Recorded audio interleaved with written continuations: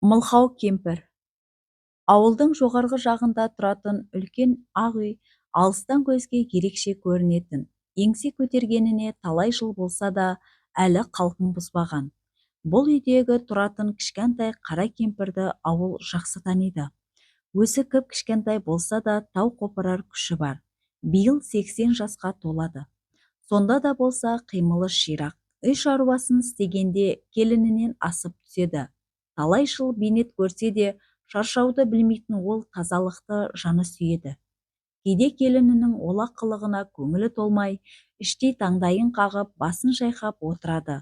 Бойынан қуаты кетпеген анасының үй тірлігіне араласқанын баласы мен келіні ұят санап аса ұната қоймайды. Тура 65 жыл.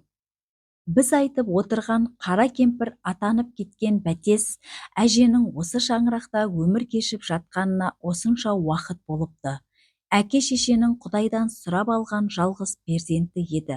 Бір балаға зар болған анасы бірде, жаратқан ем, құлақ аузы болмаса да бір бала берші деп жалбарынып сұрайды. Көп ұзамай 40-қа таяған шағында аяғы ауырлап өмірге қыз бала әкеледі. Отбасына қуаныш болып келген бәтесті бәрі алақандарына салып аялады. Қызы ер жетіп, сөйлейтін жасқа жетіп, тілі шыға бастағанда оның тілінің мүкістігі бар екені байқалады. Ол кезде қазіргідей медицина дамыған заман емес. Осылайша мылқау қыздың күйін кешкен бәтестің өмірі қиындыққа толы болып басталған еді.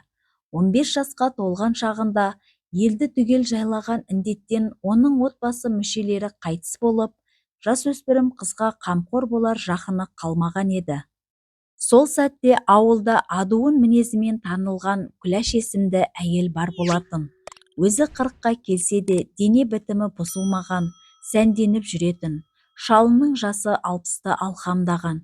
Екеуі бір баламыз болса деген арманда жүреді. Осылайша жүргенде бәтесті Күләш өз қамқорлығына алады. Мына ауылдың үлкендері мақұлдады. 20 жасқа толғанша қызындай қамқор болып, бағып-қағып, мәпелеп өсіреді. Артынша бойжеткен қызды өзінің қосағы Мақсұтқа тоқал етіп қосуды ойға алады. Бұл ойын бірде Мақсұтпен оңаша қалған шай басында айтып салды. Шалау, сенің жасың пайғамбар жастан асып барады. Алла бізге перзент бермеді. Енді бермейтін де шығар. Мына бәтес бой жетіп тұр. Өзің жақсы білесің, сөйлей алмайтын мылқау қызды ешкім айттырып келе қоймас. Одан да сен осы қызды өзіңе екінші жар етіп ал. Бала туып жатса оныкі емес, менікі болады. Бәрін өзімнің қамқорлығыма аламын деді. Әйт әрі, не деп отырсың? Ел жұрттан ұят емес бе? Ел алдында бағып-қағып өсіремін деп қамқорлыққа алып, енді жас қызды тоқал етіп алды деген сөзге қалғым келмейді.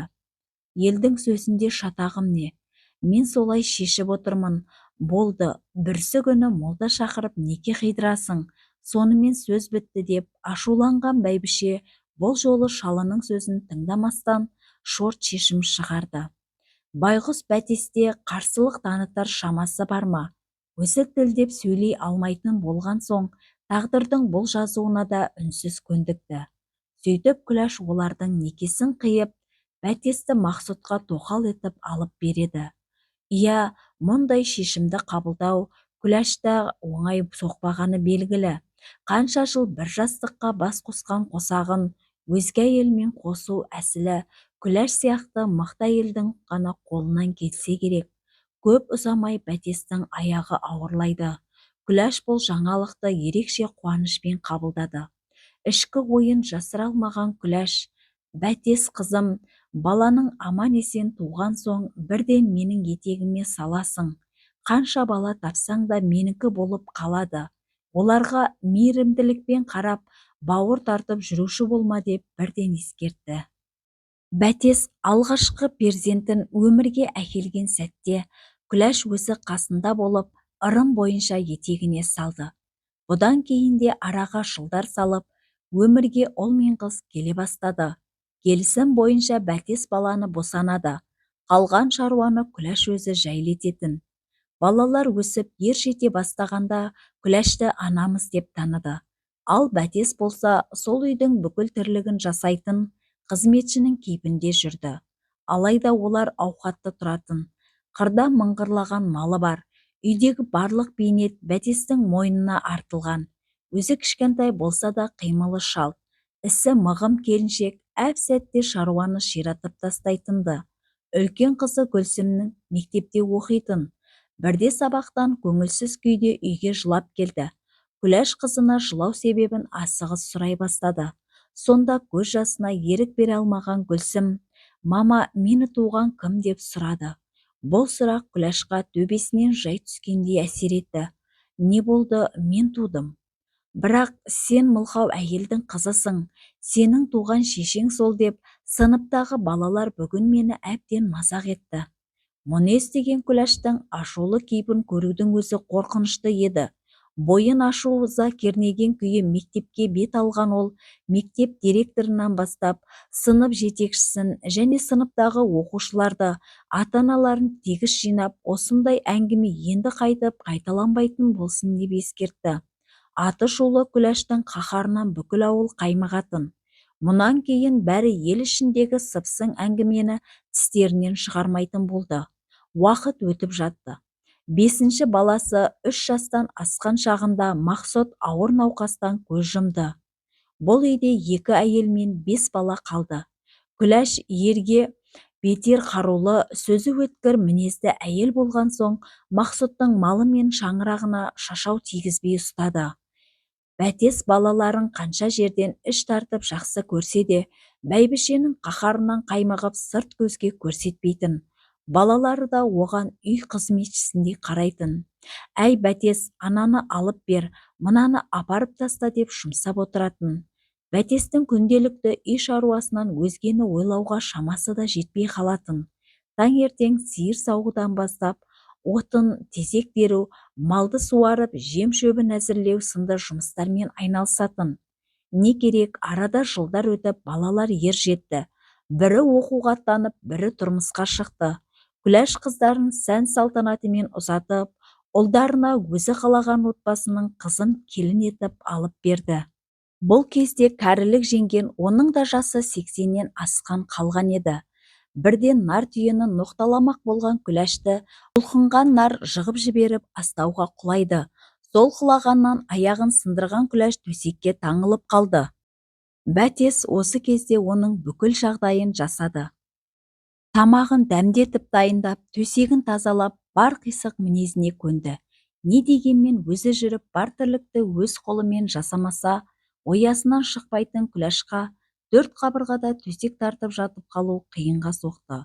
Өзінің дәрменсіз күйінен ызаланып, бар ашуын Бәтестен алатын. Мұндайда мылқау кемпір не десін, басын изеп айтқанын қылып жүрді. Күләштің аурудан айыға түрі болмады. Қайта күн өткен сайын әр жері мазалап, денсаулығы сыр бере бастады. Оған қоса кәрілік бар. Жасаған емінің әсері болмай жатты. Бірақ іштей балалары енді ел қатарына қосылып, немере сүйер шақта осындай бақытты күнді көре алмайтынын сезіп қиналатын. Бірде Бәтесті шақырып, «Бәтес, мен саған ешқашан мейірім көрсеткен емеспін. Тілің жоқ болса да ақыл есің түсу. Кейде өкінем, саған қиянат жасадым-ау» деп. «Бірақ біле жүр, сен ең керемет жансың. Маған ана деген атты Алла сыйламаса да сен сыйладың. Басында келіскендей балаларға өзіңнің туған анасы екеніңді сездірмедің. Марқұм Мақсұт та ұрпақсыз қалған жоқ. Сол үшін саған алғыс айтқым келеді. Міне заман өтті. Менің күйім дәрменсіз, жүрегім сезіп отыр. Сен ұзақ жасайсың, бар қызықты көресің. Мына балалар сені төбінде ана деп құрмет тұтатын болады» деп ішкі сырын ақтарып салды. Сол күні Күләш сандығының кілтін Бәтеске тапсырып, бар дүниесін аманаттады. Бір сәтте Бәтес көзден жасы төгілгеннен басқа амалы болмады. Сөйлейтін десе, тілі жоқ бейбақ, ішкі толқынысын жеткізер амал таппай, Күләшті құшақтап тұрып ұзақ егілді. Сол түні Күләш өмірден озды. Артында аңырап қалған ұл қыздары аналық махаббатын аямаған жанды арулап көміп, ақтық сапарға шығарып салды. Айтқандай-ақ, қазір 80-нен асқан Бәтес балаларының бар бақытын көріп, немере мен шөбере сүйіп отыр. Бірақ қанша жерден балаларын жақсы көріп тұрса да, мейірленуге, немере шөберелерін сүйіп, өбуге іштей тосылып тұрады. Әлде күләштің әруағын сыйлағаннан осылай жасауды ұйғарды ма, кім білсін.